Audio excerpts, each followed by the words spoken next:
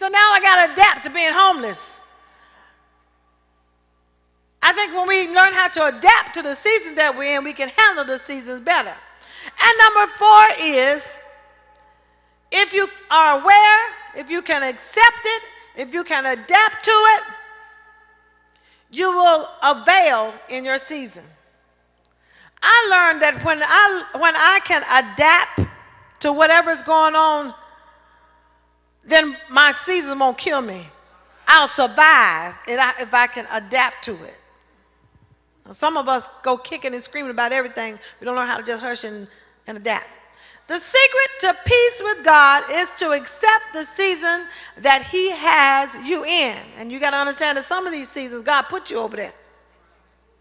The danger is to doubt or resist the season, which leads to despair, rebellion, or moving without God's advice. And I understand that when you're in a season, it's very important that you not move or do anything unless God tells you. You got to have a relationship with God so that you can hear Him when He's talking to you. Because you got to understand you're in a critical time right now in your life. And you ain't got time to listen to no friends, nobody trying to tell you stuff. You just got to listen to God and move and do whatever God says to do. When a baby is in the womb of its mother, it grows and develops there. It changes from an embryo to a fetus. The womb is where the baby gets everything it needs to live, to thrive, and survive when it comes out of the womb. While the baby is in the womb, it depends on its mother for food, oxygen, life, and all of that. The baby has to stay there until its season is up. If the baby comes out too soon before it has everything it needs to survive, it will die. But if it survives, then it's labeled a preemie. Preemies need help to breathe. Preemies have to be in an incubator, which is like an artificial womb, so to speak. So even though they're out of the womb, they have to be treated like they're still in the womb because they're labeled a preemie. Preemies have to be attached sometimes to all kinds of tubes and machines and all this kind of stuff. Preemies are isolated. They're not with the rest of the babies. They're isolated. Meaning, when you are a preemie, if you're labeled a preemie, meaning it came out premature. It came out before it was mature enough to survive on its own. While you're in a crisis, people of God, you're being developed, matured. God is building character. Your faith becomes stronger, and you have more patience. You should. You change from a baby Christian to a mature Christian. Crisis will grow you up. If you come out of the crisis too soon, before you have grown and matured, you'll die. If you survived, you are labeled immature. Immature folk need help all the time. They're easily offended. You can't say nothing. Everything hurt their feelings. Every time you say something, they just assume you're talking about them.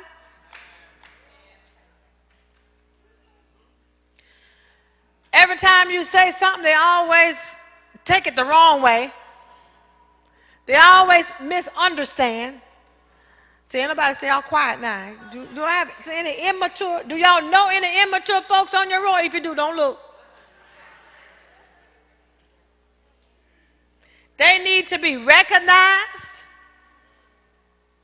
They need to be noticed. They need to be patted on the back. If you miss speaking to them, they get offended. And you ain't even see them. But they just assume. See, immature Christians just assume stuff that's not there, not true. They can't take rebuke. Who is quiet? Crisis is a test of your faith. See, an immature Christian is just like a preemie. That's why we label you immature. Just like we have to label a preemie, preemie. In other words, a preemie should have stayed where they were a little longer because they weren't ready. Immature folk need to stay in their crisis a little longer so they can grow up because they ain't ready. Because look like to me, if when you're in a crisis and you understand what God is doing while you're in there, when you go through a crisis, you're not going through it just for nothing. You need to be learning something while you're in that crisis. And when you come out of the crisis, you ought to be a better person. You ought to be a more mature person. You ought to have some faith in God. You ought to have some patience, some long suffering, some love, some peace, some joy. You ought to have all them fruits of the Spirit when you come out of a crisis. Because while you're in that crisis, you should have been developing. You should have been growing. Why? Because you should have been looking to the hills where it comes your help. All of your help come from God. You should have been calling on the name of the Lord. You should have been staying on your knees. You should have been staying in your word. You should have been listening to God speak to you. You ought to be a mature Christian when you come out of your crisis. But those of you who don't want to go through nothing and you want to come out too soon, you come out labeled immature. That's why you need help. I don't understand church folk. Everything happened, they want to stay home. What you gonna do at home? What? That's what I want to know. What? Why you want to stay home? Everything that you need is in the house of the Lord. You ought to just come on over on the Lord's side where the table is spread and the feast of the Lord is going on. You want to stay home and pout. That shows that you are labeled preemie. You are preemie. You're immature. Because when you stay home, all you're doing is pouting.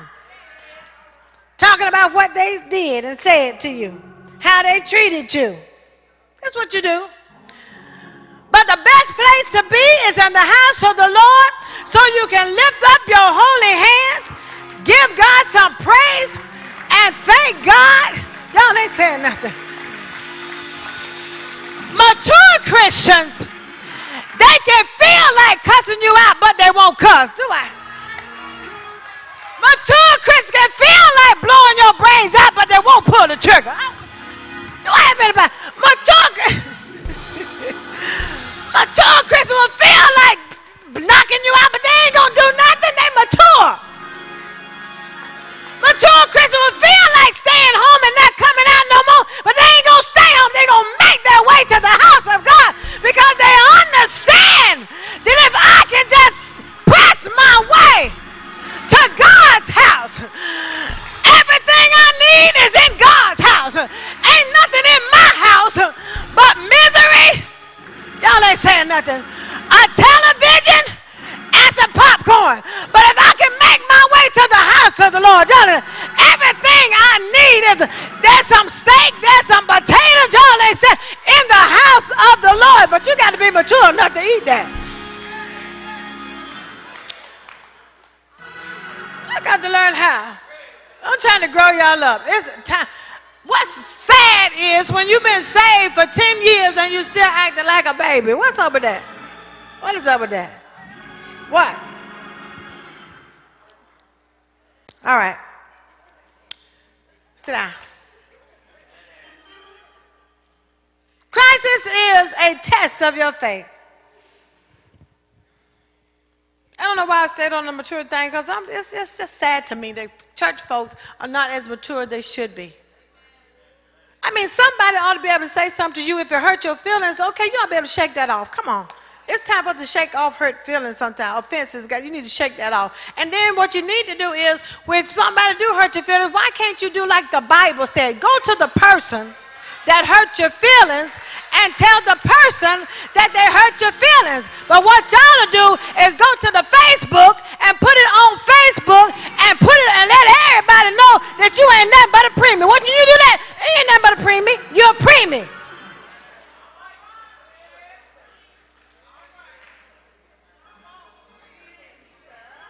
Facebook has become the detriment of the people of God.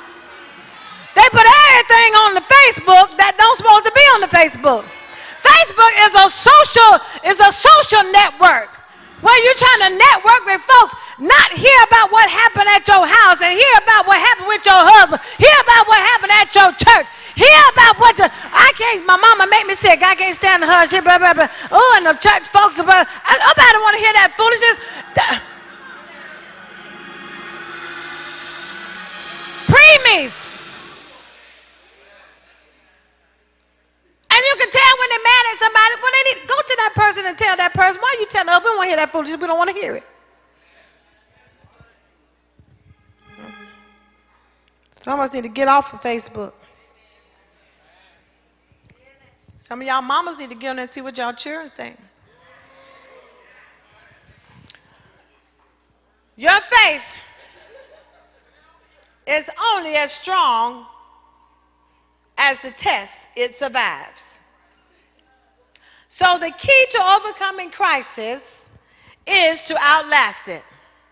If you can outlast it, you can survive the test. If you survive the test, your faith will grow stronger. Don't cry over your crisis, because the Bible says that to everything there is a season. If you can adapt to the season you're in, you can live through the crisis, because seasons are temporary. If you adapt to your crisis and don't defy it, you will discover that what you thought was against you will be for you. What you thought would block you will bless you. What you thought would cripple you will catapult you. What you thought would destroy you will develop you. What you thought would hinder you will help you. What you thought would paralyze you will push you. What you thought would stop you will strengthen you. I came to let you know tonight that God don't waste your suffering. Every heartache, every pain, every sleepless night, every tear that you shed, God didn't just waste that suffering. You got to understand that trials only come to make you strong. If you had not had a trial in your life, you wouldn't be who you are today. Thank God for your trials. Thank God for your mountains. Thank God for every hill you had to climb. And not only that, but you ought to clap your hands and give God some praise for every enemy that talked about you, every enemy that said you weren't going to be nothing, every enemy that was hating on you, every enemy that was jealous of you. That's nothing but something to make you strong. It's not to sit you down and shut you up. That's to make you come out stronger. When you go through a battle, y'all ain't saying nothing, and you come out victorious. When the next battle comes, you won't be afraid, because you don't understand that if God brought me through that battle, I came out victorious. The same God that helped me through that battle is going to be the same God going to take me through the next battle. And then when you face your battle, all you got to do is say, the battle is not mine, but the battle belongs to the Lord. I ain't even got to fight in this battle. I'm going to sit down and cross my leg and have me some tea and let the Lord fight my battles. Don't cry over your crisis. See Christ in your crisis. Overcome your crisis by outlasting it.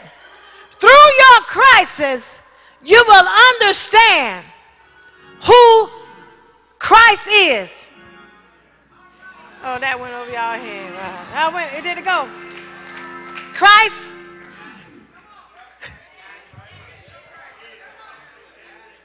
Christ is? Christ, you know who Christ is? Christ is? Okay. Well, clap your hands, give God some praise. Don't cry over your crisis. You will understand who Christ is if you can overcome, outlast your crisis. And if you see Christ in your crisis, you will know who Christ is. All right. Doors of the church are open. If you're here tonight and you don't know Jesus as your personal Savior, we invite you to come give your heart to the Lord.